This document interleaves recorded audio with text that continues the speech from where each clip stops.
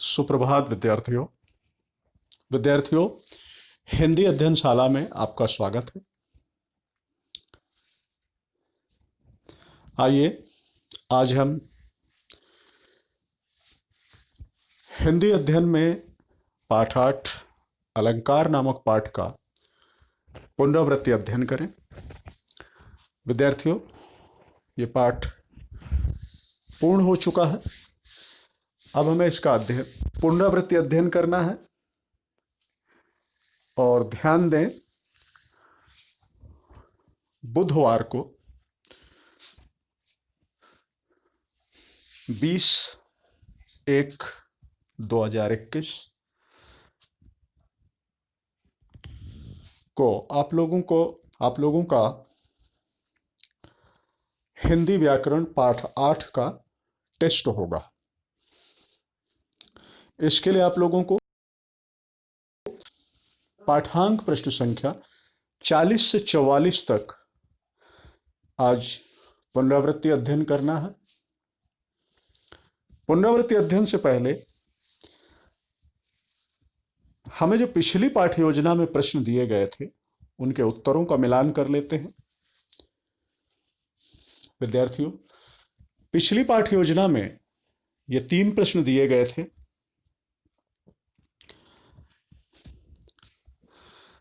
विद्यार्थियों, प्रश्नों के उत्तरों का मिलान करने के लिए आप लोगों के पास आपके हिंदी व्याकरण की नोटबुक का होना आवश्यक है।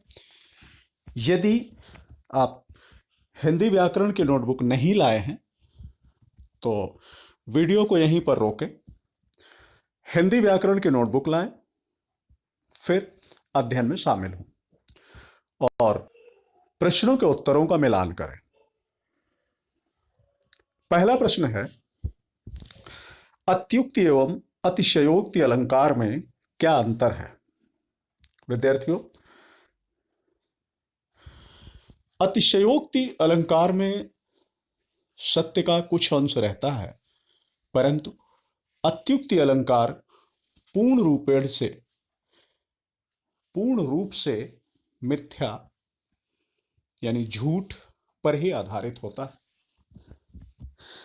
आपने इस प्रश्न का उत्तर लिखा होगा। अगला प्रश्न है, अन्योक्ति अलंकार का एक उदाहरण लिखो। विद्यार्थियों, अन्योक्ति अलंकार का उदाहरण है, आवत माली देख कर कलियन करे पुकार, फूले फूले चुन लिए कलही हमारी बार। ये दूसरे प्रश्न का उत्तर था। अगला प्रश्न है, तीसरा प्रश्न, मानवीकरण अलंकार किसे कहते हैं? इसका उत्तर है, जब प्राकृतिक उपादानों में मानवीय भावनाओं के होने का वर्णन हो तब वहां मानवीय अलंकार होता है।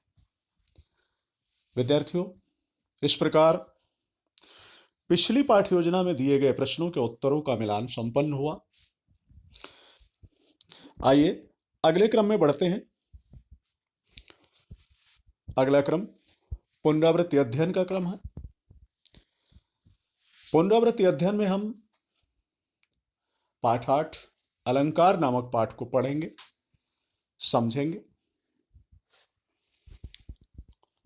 अलंकार नामक पाठ के पुनरावृत्ति अध्ययन में आज हम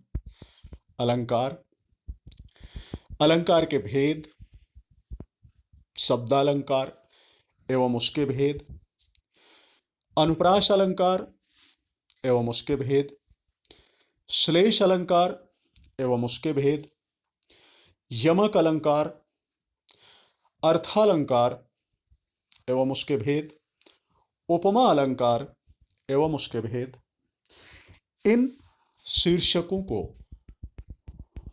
पुनः पढ़ेंगे, समझेंगे। विद्यार्थियों, अब आप लोगों को पुनरावृत्ति अध्ययन में शामिल होने के लिए अपने हिंदी व्याकरण की पाठ्यपुस्तक कि पाठ्यांक पृष्ठ संख्या 40 को खोलना है और पुनरावृत्ति अध्ययन में शामिल होना है। अलंकार। विद्यार्थियों, अलंकार शब्द का शाब्दिक अर्थ होता है अलंकृत करने वाला। अलंकृत करने वाला। अलंकार किसे कहते हैं? काव्य की सुंदरता बढ़ाने वाले अंग ही अलंकार कहलाते हैं। अलंकार किसे कहते हैं? काव्य की सुंदरता बढ़ाने वाले अंग को ही अलंकार कहते हैं। विद्यार्थियों, जिस प्रकार व्यवहारिक जीवन में शरीर को अलंकृत करने के लिए सुंदर वस्त्र, स्वर्ण एवं रत्न निर्मित आभूषणों का महत्व है, उसी प्रकार काव्य को अलंकृत करने वाले अलंकार का भी महत्व है। अलंकार के बिना काव्य अधूरा है। अलंकार के दो भेद होते हैं। पहला, दूसरा अर्थालंकार। शब्दालंकार क्या होता है? जहां काव्य में शब्दों के कारण चमत्कार आ जाता है, वहां शब्दालंकार होता है। विद्यार्थियों, इस अलंकार में शब्द ही महत्वपूर्ण होता है। प्रयुक्त शब्द का यदि हम पर्याय या समानार्थी शब्द उस शब्द के स्थान पर रखें या प्रयोग करें तो वो चमत्कार चला जाता है, यानी वो अलंकार समाप्त हो जाता है। उदाहरण के लिए ध्यान दें, शेष महेश गणेश दिनेश सुरेशहु जाहि निरंतर गावें। इन पंक्तियों में शेष महेश गणेश दिनेश सुरेशहु आदि शब्दों के माध्यम से अलंकार उत्पन्न होता है। यदि हम शेष की जगह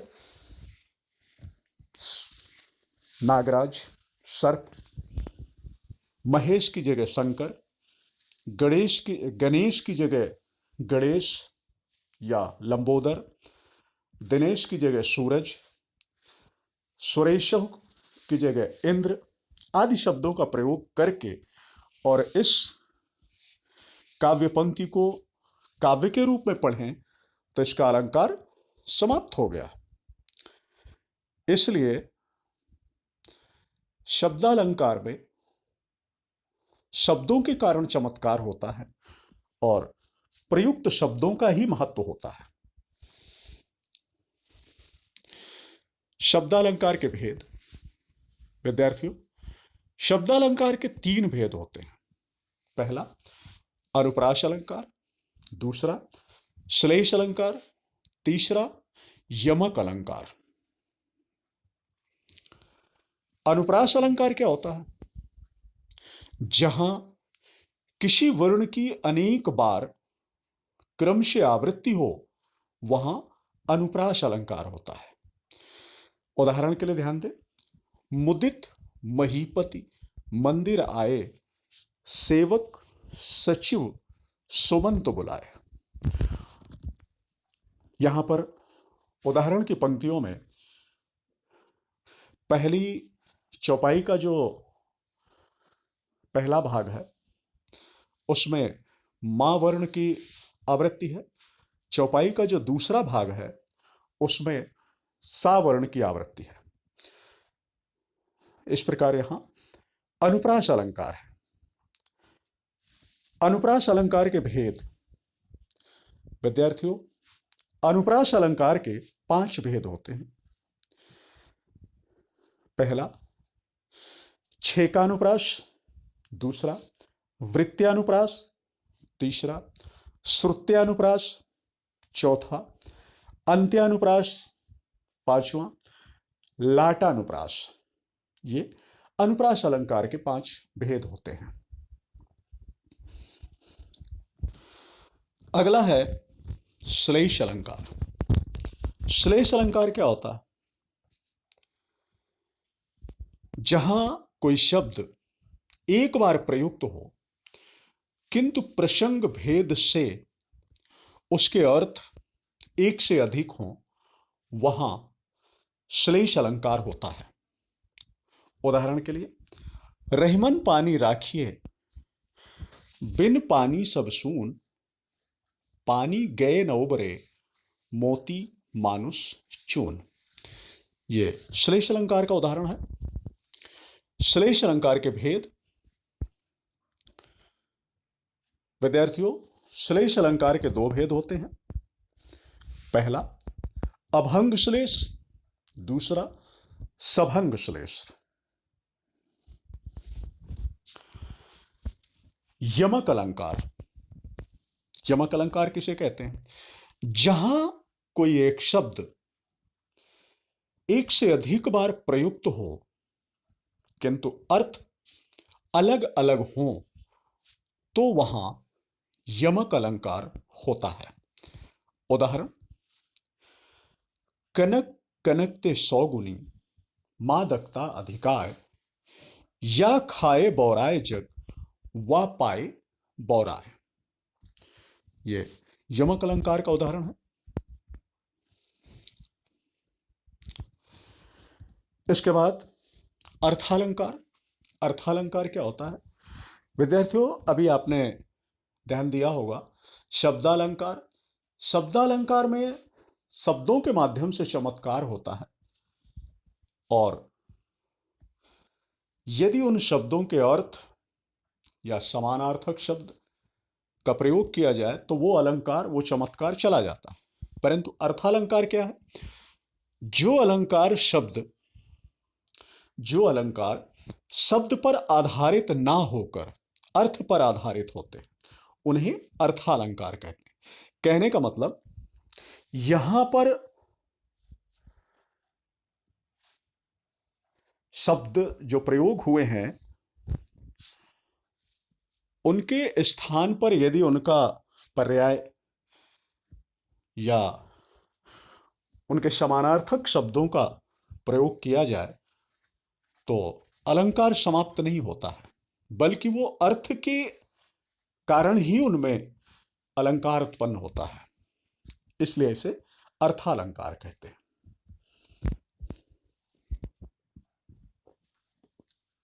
अर्थालंकार के भेद।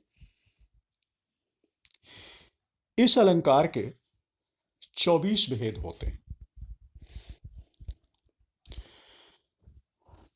जिसमें उपमा अलंकार। उपमा अलंकार क्या होता है, किसे कहते हैं? यह उपमा अलंकार अर्थालंकार का ही भेद है। 24 भेदों में से उपमा अलंकार पहला भेद है। उपमा अलंकार किसे कहते हैं? जहां रूप, रंग, गुण एवं धर्म के कारण एक वस्तु उपमेय की तुलना दूसरी वस्तु उपमान से की जाती है, वहां उपमा अलंकार होता है।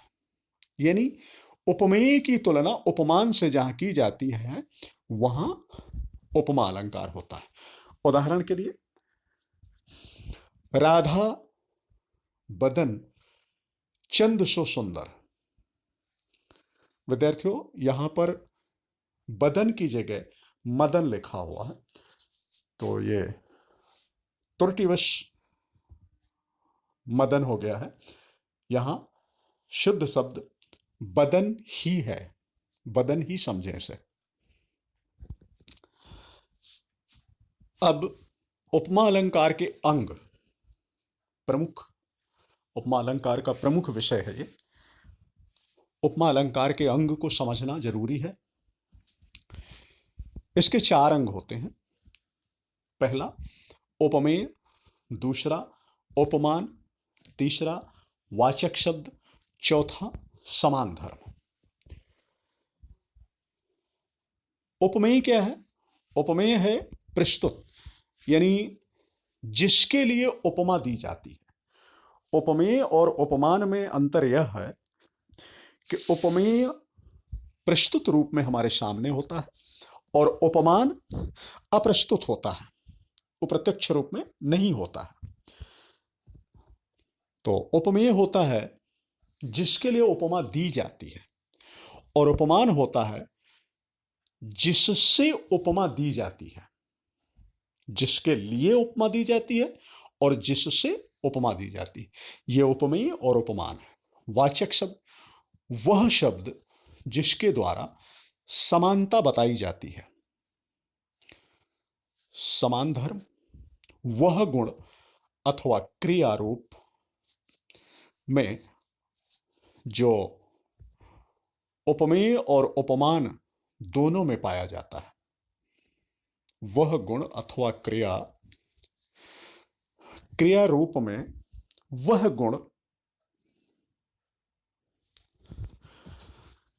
जो क्रिया रूप में उपमेय और उपमान दोनों में पाया जाता है, उसे समान धर्म कहते हैं।